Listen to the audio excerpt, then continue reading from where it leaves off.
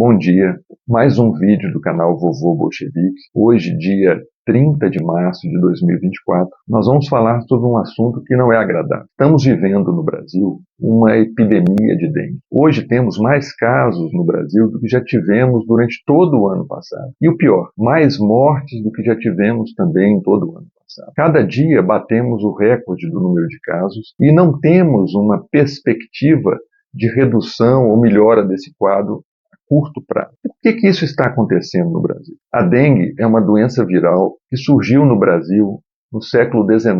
Porém, ela só foi se tornar um grande problema de saúde pública no final do século passado, do século XX. Ela é uma doença transmitida por um mosquito. É a fêmea que suga o sangue e transmite o vírus da dengue, além de outros vírus. Existe praticamente em todos os estados do Brasil. É uma doença que causa uma série de problemas de saúde pública, porque retira as pessoas do seu trabalho, causa um desconforto tremendo para cada pessoa que é contaminada e leva a um número grande de óbitos por conta da chamada dengue hemorrágica. A dengue começa com uma febre, dor de cabeça, dor retroocular, isso é muito característico, porque o vírus ataca principalmente os músculos da pessoa e, dessa forma, ao olhar para um lado e para o outro, a gente sente dor porque os músculos dos olhos estão afetados. Isso é característico da dengue. Além disso, por atacar os músculos, a gente fica com uma dor tremenda no corpo e é por isso que os livros colocam uma característica da dengue, ela ser chamada de febre quebra-ossos, de tão doloroso que ela é. Então, a dengue apresenta-se com uma febre muito alta, muitas vezes. Essa febre é mais intensa no período inicial, nos 4, 5 primeiros dias dela. E, ao final, essa febre desaparece ou fica muito mais baixa e surge o risco da chamada dengue hemorrágica. É no final da dengue que surge o risco da dengue hemorrágica. Quando a gente já está até melhor do ponto de vista de sensibilidade do corpo, de dor, de desconforto. No início ela pode dar muito vômito, mal-estar. A gente sente um gosto ruim na boca, isso também é característico. A gente perde a capacidade de alimentar e ainda precisaria tomar grande quantidade de líquido como uma forma de prevenção da chamada dengue hemorrágica. O que é a dengue hemorrágica? No final da dengue,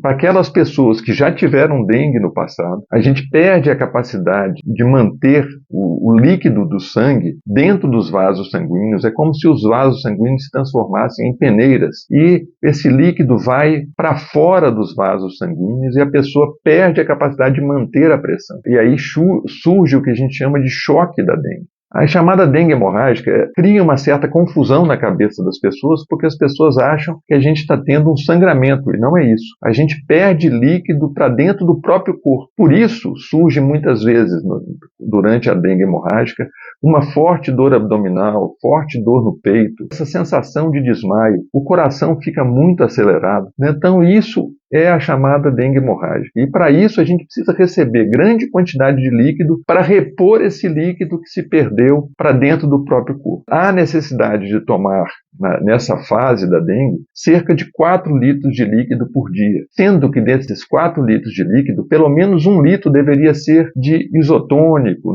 de soro de reidratação oral. Mas se a pessoa não consegue equilibrar isso só com a hidratação oral, tem necessidade de procurar uma unidade de saúde para que seja reposto esse soro pela veia. E muitas vezes isso precisa ser feito até mesmo em locais como um centro de tratamento intensivo, porque há necessidade de infusão de grande quantidade de líquido que não se consegue fazer nas unidades de periferia, nas UPAs, nos centros de saúde. Dessa forma, a dengue é uma doença que pode ser muito grave. Ela é transmitida por um pequeno mosquito, o Aedes aegypti, ou Aedes aegypti, como se escreve, E esse mosquito, na verdade, a mosquita, ela precisa de sugar o sangue das pessoas para poder maturar, para poder fazer os ovos dela se desenvolverem e ela poder, então, fazer a deposição reprodução desses ovos nos locais em que posteriormente vão nascer as larvas, e essas larvas, crescendo numa água parada, vão produzir um inseto adulto de novo,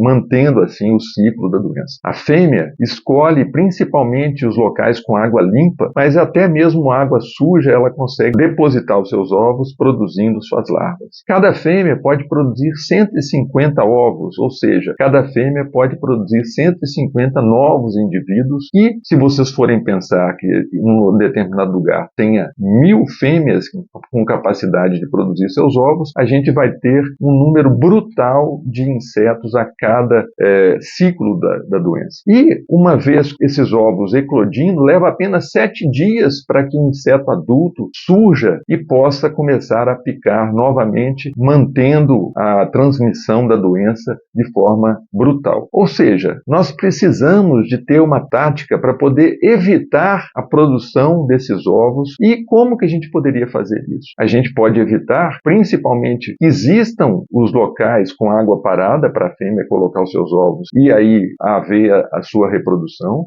Ou a gente pode destruir o mosquito de outra forma, com inseticidas. Porém, a melhor opção é evitar que haja água parada para que o inseto consiga se reproduzir. A morte do inseto pelo inseticida é muito difícil, cara, e ainda tem um efeito ecológico negativo, porque não mata só o inseto da dengue, vai matar possivelmente também aqueles insetos, aranhas, que são responsáveis pela redução do número de insetos. Não é uma situação que a gente pode tratar de forma tranquila, não é fácil resolver a questão. Porém, já foi feito no passado. Durante um certo período, não existia um mosquito da dengue no Brasil por conta de ações do governo que impediu o desenvolvimento desse mosquito. Com o passar do tempo, mudou-se a política de tentar controlar o inseto. Hoje em dia, existe o chamado LIRA. É um índice de infestação pelo Aedes nas casas das pessoas. Colocam-se armadilhas e com essas armadilhas a gente fica sabendo se tem um inseto naquela região ou não. Se a gente tem um LIRA baixo, a possibilidade de desenvolver uma epidemia é pequena. Se a gente tem um LIRA muito alto, um índice de infestação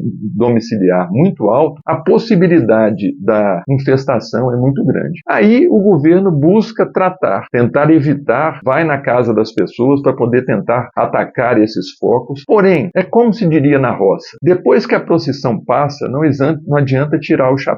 De forma que, se você já tem um LIRA muito alto, fica difícil reverter a situação. A gente deveria, na minha opinião, mudar a maneira de atacar a epidemia. Como que nós deveríamos fazer? Nós deveríamos criar um exército que fosse na casa das pessoas e, periodicamente, verificasse se existe a possibilidade de criação do mosquito, ou seja, se existe água parada, com possibilidade do mosquito acessar essa água parada, botar os seus ovos e começar o ciclo novamente. Ou seja, a gente deveria evitar o surgimento desses focos, a gente deveria acabar com o mosquito, eliminá-lo por completo. Não é um processo fácil, mas também não é fácil e é grave ter que tratar a dengue como existe hoje, com a epidemia brutal que periodicamente acontece. Se essa é a maior, mas nós já tivemos epidemias gigantescas no passado, com um sofrimento muito grande da população. Como que a gente deveria fazer, mais uma vez, na minha opinião? Nós deveríamos criar um exército, ou utilizar o próprio exército brasileiro que já existe, ir na casa de todo o brasileiro e lutar contra a existência dessa água parada. Dessa forma, o mosquito não vai ter onde se reproduzir e nós vamos conseguir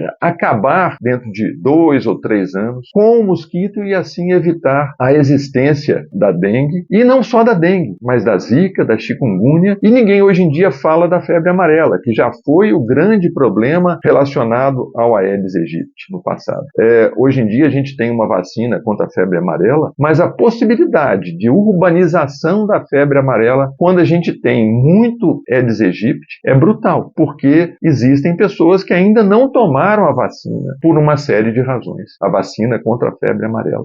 Pensar que nós vamos resolver a situação da dengue com vacina é só para um futuro ainda incerto e distante, porque a vacina é cara, não existe ainda um laboratório que consiga produzi-la em larga escala e a gente vai ter dificuldade para resolver essa questão no futuro. A vacina não foi testada para quem tem mais de 60 anos de idade, então não poderemos usá-la nessa faixa etária e a gente vai ter grande dificuldade para poder reverter a situação com vacina contra a dengue. E não existe ainda vacina contra a Zika e contra a chikungunya, que também causam problema. Não causam tantas mortes como a dengue, mas também causam muito problema. A Zika, principalmente para as mulheres grávidas, de todas é a doença menos grave, mas que para as mulheres grávidas pode causar graves problemas cerebrais para o feto. A chikungunya pode produzir uma dor nas juntas, nas articulações, muito grande que pode durar até 6 meses. E isso tira as pessoas do trabalho, dá um desconforto muito grande, leva à necessidade de uso de vários medicamentos.